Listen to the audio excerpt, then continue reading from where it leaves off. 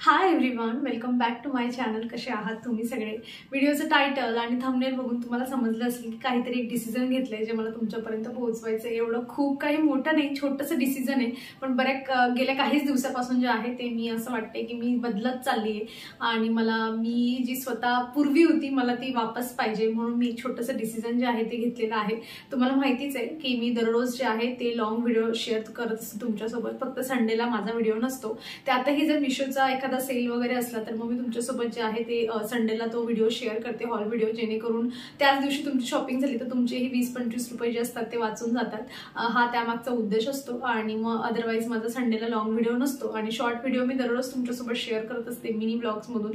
आणि जितके माझे मिनी ब्लॉग्स लोक जास्त बघतात ना, म्हणजे जास्त जे असतात ते मिनी ब्लॉग्स बघितले जातात माझे लॉंग व्हिडिओपेक्षा, तर मग मी प्रेफर करते की दररोज जो आहे तो तुमच्यासोबत शेअर केला गेला पाहिजे. सो मी इन शॉर्ट सांगायचं म्हटलं तर फटक्यात सांगते, तर मी असं डिसिजन घेतलंय की जसं माझा रविवारी सुट्टी असते लॉंग व्हिडिओला, तशी अजून एक दिवस जी आहे ती सुट्टी घ्यावी आणि तो असं मधला एखादा दिवस असला पाहिजे. म्हणून म्हटलं बुधवारी जे आहे ती लॉंग व्हिडिओला सुट्टी घ्यावी. आता यापुढे तुम्हाला बुधवारी व्हिडिओ बघायला मिळणार नाही माझा लॉंग व्हिडिओ. शॉर्ट व्हिडिओमध्ये मी तुम्हाला दररोज भेटणार आहे. आणि मी हे यासाठी डिसिजन घेते बघा, कारण मला असं वाटते की माझी खूप जास्त धावपळ होते. म्हणजे हे मला आता नाही, मला खूप पूर्वीपासून हे रिअलाइज होते की मी खूप जास्त जे आहे ते धावपळ माझी होते. बऱ्याच वेळा मला तुमचे कमेंट्स ही येत असतात की तू दुपारी झोपत नाही का, तू आराम करत जा, एवढी धावपळ नको करत जा, एवढी कामं करण्याची काही गरज नाहीये. माझ्यापेक्षा बऱ्याच जास्त वयाने जे आहेत त्यांचाही मला कमेंट येत असते की तुला नंतर जे आहे ते त्रास होईल वगैरे, असं तसं वगैरे वगैरे. पण बघा काय होतं की आपण एखादी गोष्ट करायला सुरुवात केली आणि ती आपण इतक्या मेहनतीने करतो, त्याच्यातून आपल्याला काही ना काही इन्कम जी आहे ती पण आपल्याला मिळते, आपल्याला पैसे मिळत आहे.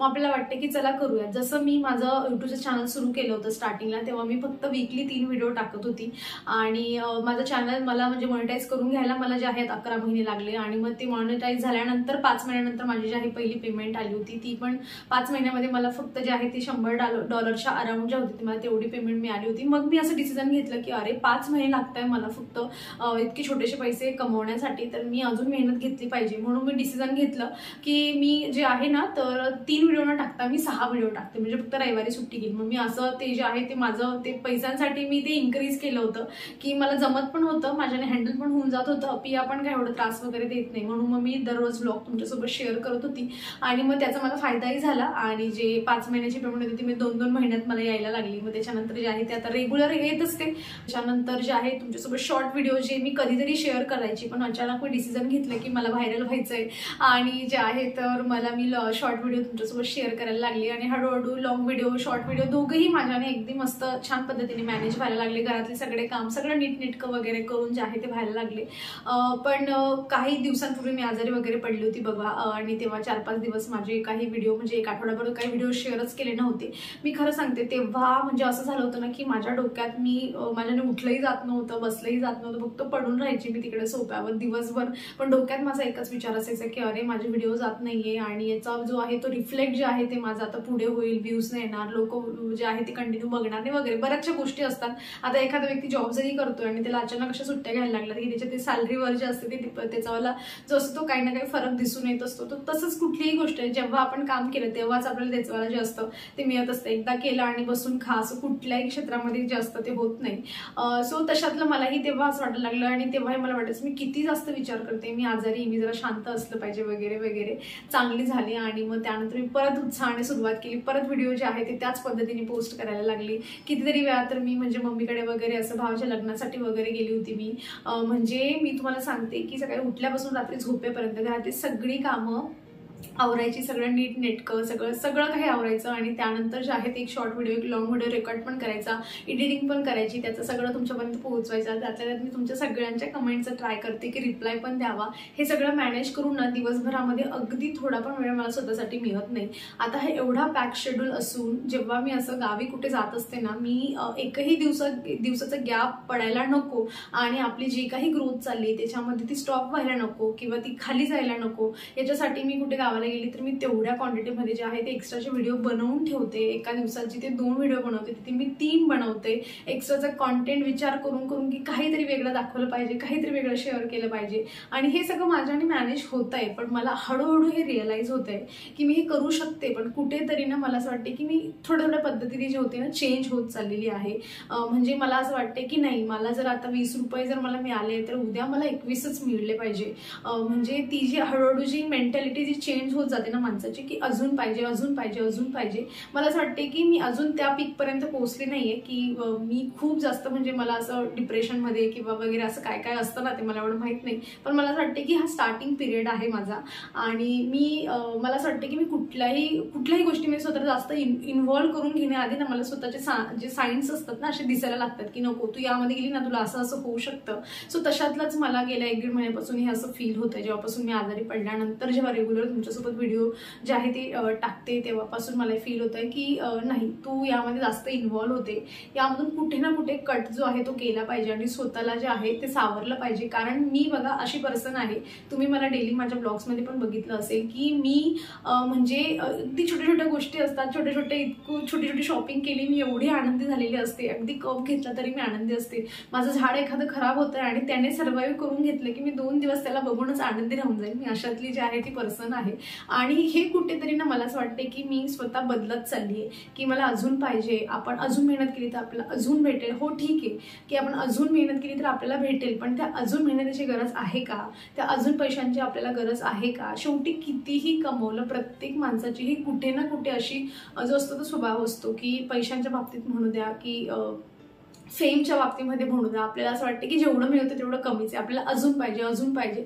आपल्यामध्ये कॅपॅबिलिटी असली तर आपण करू शकतो, आपल्याला गरज असली तर आपण करू शकतो, पण मला असं वाटतं की मला खूप जास्त नीड पण नाही की मी खूप जे आहे ते इथे जे आहे खूप जास्त काम केलं पाहिजे आणि याच्यामध्ये मला करिअरच करायचंय। हो, अशातली काही इतर गोष्ट नाही। मग मला असं वाटतं की मी बदलण्यापेक्षा जी मी पूर्वी होती छोट्या गोष्टींमध्ये आनंदी होणारी, मला मी स्वतःला तीच पाहिजे। महत्त्वाचं म्हणजे असं होऊन जातं की दिवसभराचं पूर्ण जे शेड्यूल असतं ते एवढं पॅक होऊन जातं ना की मला पियालाचे 5-10 मिनिटं मी तिला कधीतरी असं जास्तीचे देते ना, तिच्यामध्ये जास्तीचे 5-10 मिनिटं घालवले ना, मला असं वाटतं मी खूप मोठं काम करते आणि मी तिच्यासाठी मी किती छान वेळ घालवते। मला असं रिअलाइज व्हायला लागतं जिथे की मी 5-10 मिनिटं काहीच देत नाही तिच्यासाठी, म्हणजे काही कॅल्क्युलेशनच नाही, ते 5-10 मिनिटांचं काय कॅल्क्युलेशन आहे। मी दिवसभर तिच्यासोबत राहायला पाहिजे, तिच्या खेळण्याच्या गोष्टी पण काय होतं की काम झालं की व्हिडिओज एडिटिंग करा, हे करा ते करा, त्याच्यामध्ये पूर्ण दिवस चालला जातो आणि जिथे तिच्याकडे जास्त लक्ष दिलं गेलं पाहिजे तिथे दिलं जात नाही।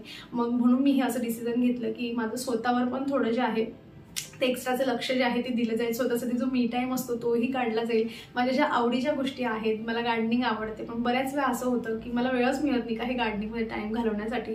जो काही टाइम असतो तो सगळा अशाच पद्धतीने चालला जातो। DIY करायला मला खूप जास्त आवडतं, पण त्याच्यासाठी एक्स्ट्रा टाइमच नसतो, तर करायचं कुठून? आयडिया खूप मिळतात मला, हे करू ते करू, सामान आहे सगळं आहे। म्हणजे एक काळ असा होता की माझ्याकडे जे ॲक्रेलिक कलर असतात ना ते मला घेण्यासाठी कितीतरी मनवावं लागायचं की अरे म्हणजे किंवा विचार करावा लागायचं की बापरे 150 रुपयाचे ॲक्रेलिक कलर आहे, कसं काय घ्यायचे, असं घ्यायचं। आता ते सगळं आहे माझ्याकडे, म्हणजे इकडे पैसा तर आहे पण माझ्याकडे तो खर्च करण्यासाठी ना वेळच नाही, असं झालेलं आहे। सो मला असं वाटते की ह्या सगळ्या गोष्टींमधून थोडासा कुठेतरी वेळ काढावा आणि ह्या सगळ्या गोष्टी एन्जॉय करावा। महत्त्वाचं म्हणजे थोडीशी लाईफ अजून एन्जॉय करावी। माझ्यातली मी जपून ठेवण्यासाठी माझ्याकडे वेळ पाहिजे आणि तो वेळ माझ्याकडे काही उरत नाहीये। माझं छोटंसं बाळ आहे पिया, इतकी क्यूट आहे ती, इतक्या नवीन गोष्टी ज्या असते ती करत असते, इतक्या तिच्याकडे आयडियाज असतात, म्हणजे इतके तिच्याकडे आयडियाज असतात, हे असतं ते असतं, पण तिच्या त्या गोष्टी जास्त ॲप्रिशिएट करण्यासाठी पण बऱ्याच वेळा माझ्याकडे वेळ नसतो। हो छान झालं असं करून फटक्यात जे असतं तिला रिप्लाय दिला जातो। मला असं वाटतं की तिथे थोडा टाइम मी जास्त दिला पाहिजे, तिला थोडा ॲप्रिशिएट अजून केला पाहिजे, तिच्यावर थोडा अजून फोकस केला पाहिजे। आणि मला असं वाटतं की तो एक दिवस जो मधला मिळेल ना त्याचं रिफ्लेक्शन पुढच्या येणाऱ्या 2 दिवसांमध्ये जे आहे ते माझ्या कॅल्क्युलेशननुसार मला असं वाटतं की मला मिळू शकतं। आणि एक दिवस मला असा रिलॅक्स मिळाला तर मी त्या दिवसामध्ये काही ना काही जे आहे ते तुमच्यापर्यंत पोहोचण्याचा प्रयत्न जो आहे तो करू शकते।